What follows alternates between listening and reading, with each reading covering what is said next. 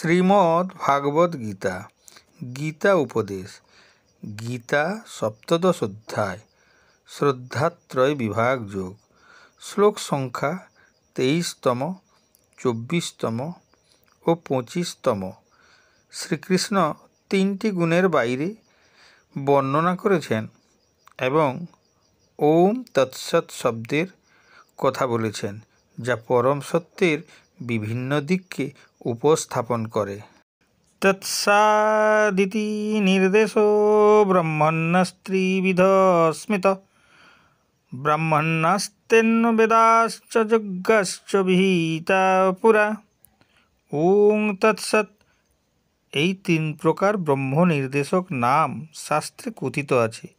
পুরাকালে সেই নাম দ্বারা ব্রাহ্মণগণ বেদসমূহ ও যজ্ঞসমূহ বিহিত হয়েছে।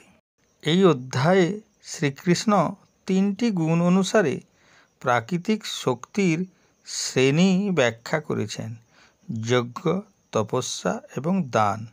এই তিনটি গুণের মধ্যে তমগুণ আত্মাকে অজ্ঞানতা, শিথিলতা এবং নিষ্ক্রিয়তায় অবনমিত করে।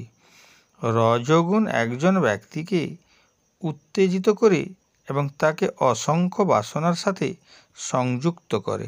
সাতগুণ শুদ্ধ, দীপ্তিময় এবং গুণের বিকাশকে সক্রিয় করে।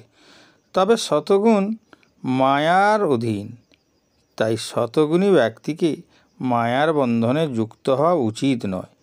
পরিবর্তে ব্যক্তির উচিত শতগুণকে অতীন্দ্রিয় অবস্থা অর্জনের জন্য একটি সোপান হিসাবে ব্যবহার করা।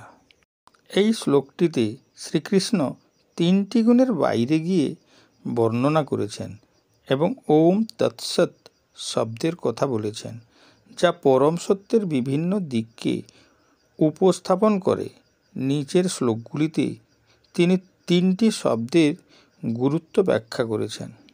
তস্মাদোং ইত্যুদাহৃত্য যজ্ঞ দান তপক্রিয়া প্রবর্তন্তে বিধানোক্তা সততং ব্রহ্মবাদিনাম।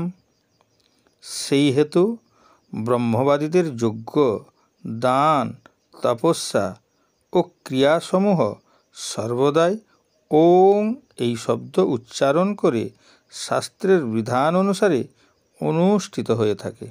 ওম শব্দাংশ হল ঈশ্বরের নিরাকার রূপের প্রতীকী অভিব্যক্তি।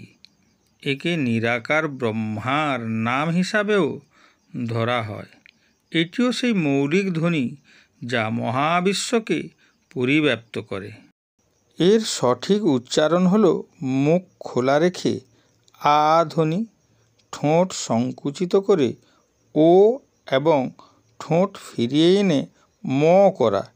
এটি শুভ কাজের আহ্বানের জন্য অনেক বৈদিক মন্ত্রের মধ্যে প্রথম স্থান পেয়েছে। তদ্দিত্তানভিসন্ধায় ফলং যজ্ঞতপক্রিয়া দানক্রিয়াশ্চ বিবিধা ক্রিয়ন্তে মোক্ষকাঙ্ক্ষিভিঃ। মুক্তিকামীরা ফলের আকাঙ্ক্ষা না করে তৎ এই শব্দ উচ্চারণপূর্বক নানা প্রকার যজ্ঞ, তপস্যা, দান আদি কর্মের অনুষ্ঠান করেন।